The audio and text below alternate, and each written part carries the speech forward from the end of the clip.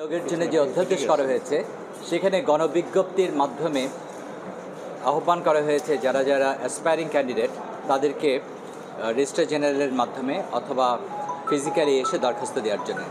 আমি মনে করি এই বিধানটা অত্যন্ত বিব্রতকর যারা জজ হওয়ার জন্য আগ্রহী হন তাদের জন্যে, কারণ এটা এই বিজ্ঞপ্তির মাধ্যমে যখন ক্যান্ডিডেটরা অ্যাপ্লিকেশন দেবেন বা তার ইচ্ছা প্রকাশ করবেন লিখিতভাবে, তখন পরবর্তীকালে যারা এখানে জজ হিসেবে নিয়োগ পাবেন না সেটা তাদের জন্য অত্যন্ত বিব্রতকর হবে এবং তারা এটাতে আহত হবেন। এবং যেটা আমাদের যেটা সামাজিক পরিস্থিতি সেখানে তারা নানা রকম লোক তখন তাদেরকে নানাভাবে হিউমিলেট করবে। তো আমি মনে করি এই গণবিজ্ঞপ্তির মাধ্যমে যে জজদের নিয়োগ যে প্রক্রিয়া, এই প্রক্রিয়াটা এভাবে হওয়াটা বাঞ্ছনীয় না। বিচারপতি কে হবেন, বিশেষ করে বারের থেকে যাদেরকে বিচারপতি নিয়োগ করা হয় তাদের কোয়ালিফিকেশন সম্পর্কে সমস্ত জজেরা অবহিত আছেন। তাদের মধ্যে থেকেই ভালো লয়ারদেরকে নিয়োগ দেওয়াই আমি মনে করি বাঞ্ছনীয়।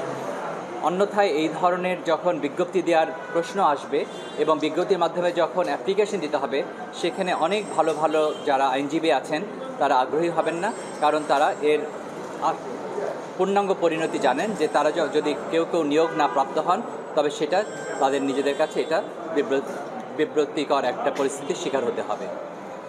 সুতরাং আমি মনে করি এই পদ্ধতি থেকে অন্য কোনো পদ্ধতি যদি নির্বাচন করা যায় তবে আমি মনে করি ভালো আইনজীবী জজ হওয়ার জন্য আগ্রহী হবেন। এবং আমার ইতিমধ্যেই আমি জানি যে অনেকে ভালো ভালো আইনজীবী এখানে অনাগ্রহ প্রকাশ করেছেন শুধুমাত্র এই কারণেই যে তাদেরকে অ্যাপ্লিকেশন দিতে হবে। এই কারণেই তারা আগ্রহ প্রকাশ করবেন না এই অ্যাপ্লিকেশন দেওয়ার জন্য। এটা হচ্ছে একটা বিষয়। দ্বিতীয় বিষয় হচ্ছে এইজের যে বিষয়টা, 45 বছর বয়স রাখা হয়েছে বিচারপতির ন্যূনতম বয়সের ক্ষেত্রে, যেটা আমি মনে করি যে এটাও আসলে সঠিক সিদ্ধান্ত নয়। কারণ এরকম যদি হয় যে কোনো একজন আইনজীবী 40 বছর বয়সে আইনজীবী হন, 50 বছর বয়স 10 বছর পূর্ণ হওয়ার সাথে সাথে তিনি আইনজীবী হওয়ার জন্য উপযুক্ত হচ্ছেন। অন্যদিকে বিচারপতি হওয়ার জন্য তিনি কোয়ালিফাই করছেন।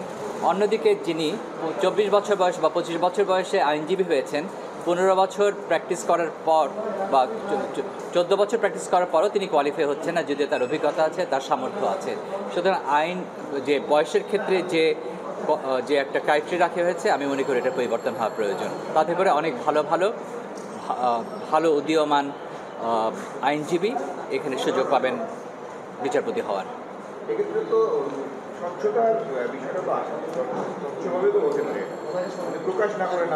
না, এখন যখন গণবিজ্ঞপ্তির মাধ্যমে যখন অ্যাপ্লিকেশন দেওয়া হচ্ছে এবং একজন অ্যাপ্লিকেশন দিচ্ছেন, সেটা গোপন রাখাটা খুব কঠিন হবে। এটা কনফিডেন্সিয়ালিটি মেনটেন করা এখানে সর্বক্ষেত্রে নাও হতে পারে।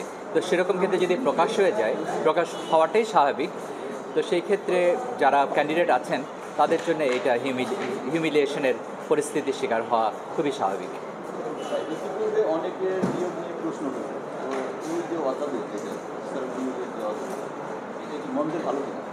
এটা মন্দের ভালো তো আমি মনে করি, হ্যাঁ মন্দের ভালো, কারণ ইতিপূর্বে যারা বিচারপতি হয়েছেন তো সেই ক্ষেত্রে অনেক ক্রাইটেরিয়া দেখা হয়নি, শুধুমাত্র রাজনৈতিক অ্যাফিলিয়েশনের কারণেই এই ধরনের বিচারপতি নিয়োগ করা হয়েছে। যদি শুধুমাত্র এই অ্যাফিলিয়েশন না, যদি গুণাবলী যদি পর্যালোচনা করা হয়, তার এডুকেশন, তার আইনজীবী হিসেবে তার দক্ষতা, এগুলো যদি সার্বিকভাবে বিচার করা হয় এবং স্বচ্ছতার সাথে যদি এই প্রক্রিয়া অবলম্বন করা হয়, আমি মনে করি that can B a good process. এই প্রক্রিয়া কতটুকু হচ্ছে রাজনৈতিক বিবেচনাকে করতে পারবে, প্রতিরোধ করতে পারবে, কিংবা এটা সমস্ত নির্ভর করবে যারা কমিটিতে আছেন তাদের সদিচ্ছার উপর। তারা যদি সদিচ্ছা করেন তবে এটা সম্ভব, এবং যারা কমিটিতে আছেন আমি মনে করি এটা আশা করাই ঠিক যে সেই ক্ষেত্রে স্বচ্ছতার সাথে হবে বলে আশা করা যায়। ধন্যবাদ।